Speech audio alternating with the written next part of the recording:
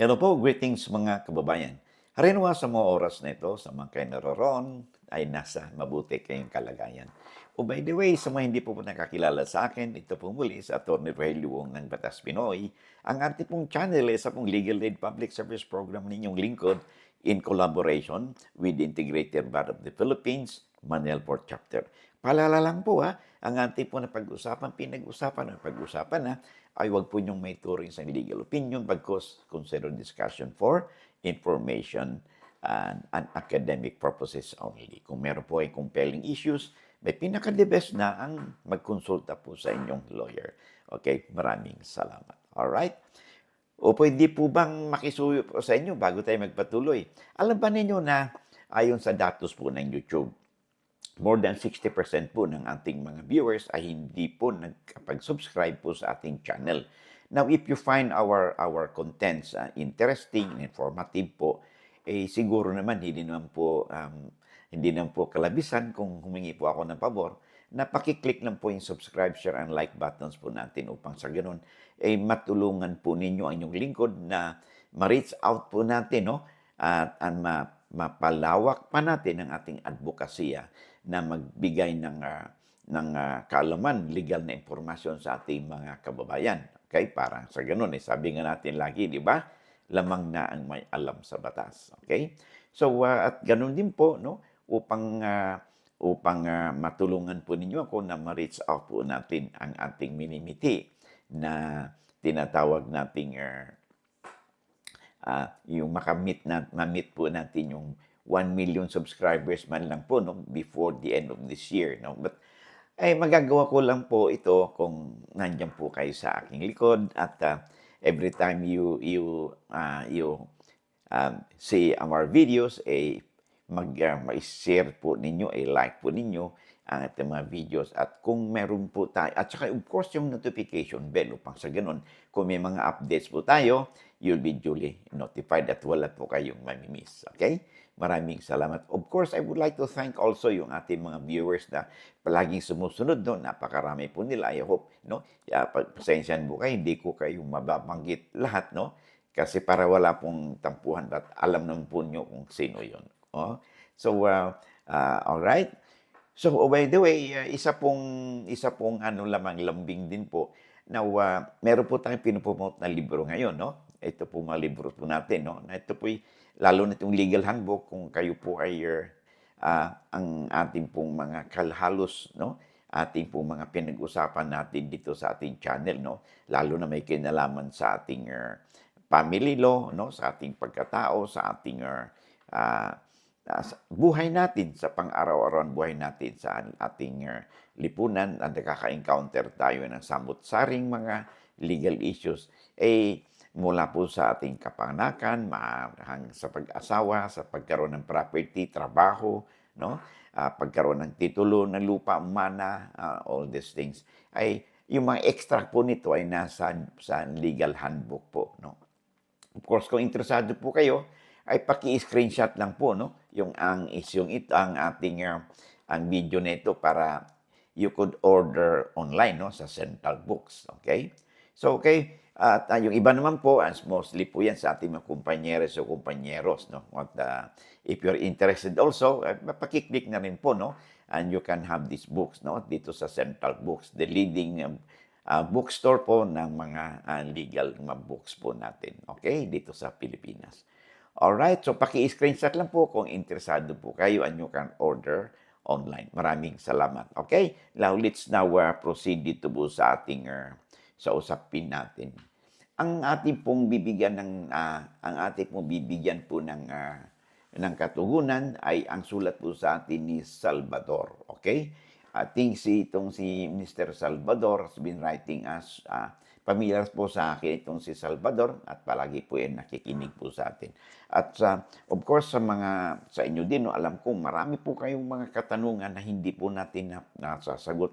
Pagpasensya na po ninyo kasi alam po naman ninyo napakarami na po nating videos and you can just imagine sa bawat video po natin kung magtatanong po ng 10 o 20, you can just imagine kung mahigit po 500 yung videos po natin napakarami po yun. So, physically po, impossible na masagot natin lahat. But I'm trying my best na masagot po ang inyong katanungan. Okay?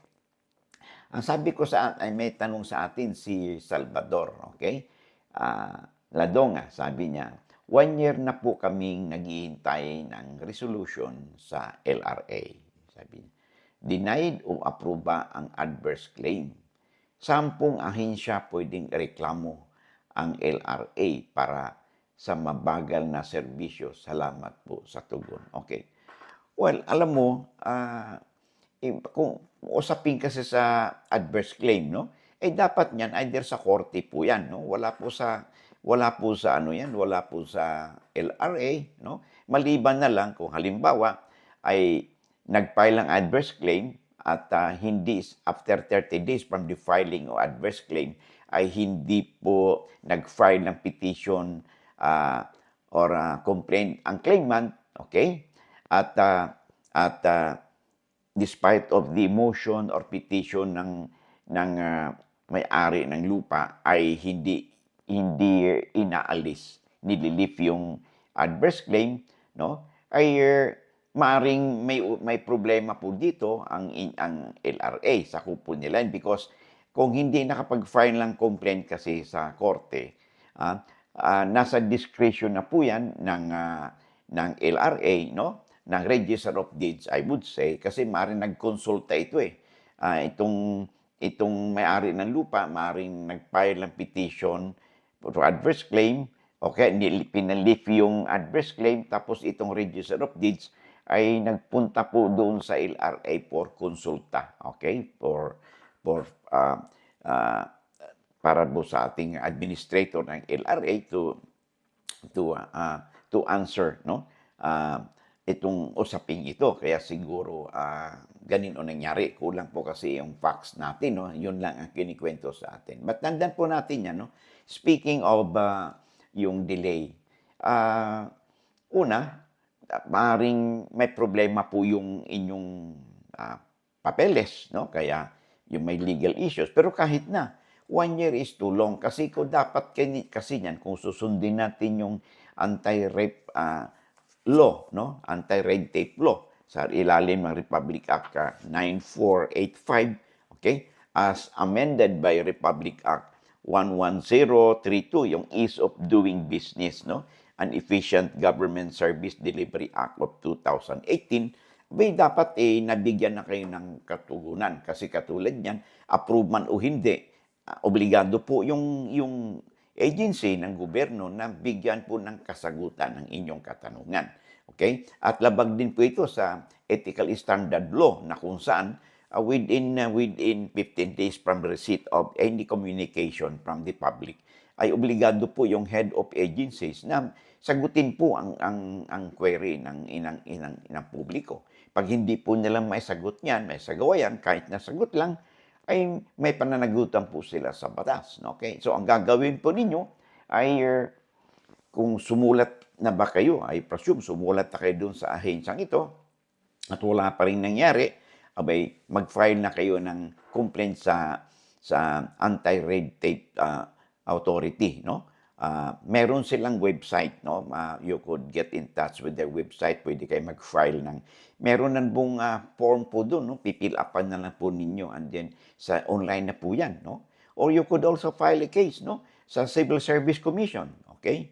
And then, or you could also file a case, no? Dito sa ombudsman, no? Laban sa nasabing ahensya ng gobyerno. Kasi, katulad yan, under the law, under the ARTA law, no? Meron po tayong tinatawag na citizens charters right na may mandato po ang lahat ng mga ahensya ng pamahalaan na maglagay po ng karatula doon sa kanilang opisina. Nakalagay doon ang mga dapat i-comply ng mga transacting public, no? Tungkol sa, halimbawa, makipag-transaction kayo dito, halimbawa dito sa LRA. Ano bang klaseng transaction ang inyong gagawin? In fact, kung bibisita po kayo, no, dito sa website ng LRA, mayroon po doon silang tinatawag nating charters, citizens charters, right? Nandun po nakalagay doon. no? Halimbawa, paghingi ka ng certified true copy ng title, nandun po kung sino yung pupuntahan, magkano babayaran yung ilang oras o ilang araw ba itong i-process, no? Nandun po lahat. So, mukhang hindi po, mukhang kung isang taon nang nangyari at walang pa nangyari sa inyong transaction dito, abay malaking violation po ito ng ating anti-red tape law at ganun din yung sa Republic Act 11032, no? Or otherwise known as Ease of Doing Business and Efficient Government Service Delivery Act of 2018. So, pwede po kayo mag-file ng complaint doon. Hindi dapat ganito. Okay? So, yun lang, no? I hope at magawa po niyo ito sa malalong madaling panahon. At alam po ninyo, malaki po ang parusa po nito, no? Either suspended sila, tapos ma-dismiss sila kung the first, second, third offense, okay? May multa din po ito. At mayroon din, maaari pang matanggal sila sa kanilang trabaho, no? At mawalan sila ng mga benefits, no? Sa kanilang pagtatrabaho sa gobyerno, including the forfeitures of their whatever earned benefits or potential retirement benefits po nila pag sila ay matanggal po sila, no? Sa trabaho, ma-disqualify po sila, no? So, i-check po ninyo sa LRA po, I'm sure meron silang website. Nandun po yung Citizen Starters Right at yung kasagutan ng inyong katanungan ay nandun na rin. Ang sa atin lang, base sa sulat mo, ay maaring nagkaroon ng inadvertence or administrative lapses kung bakit nakaganon. Okay? But tama kayo, hindi 1 year is too much already na delay po yan kasi obligasyon nila na sagutin, no, approve man o hindi ang inyong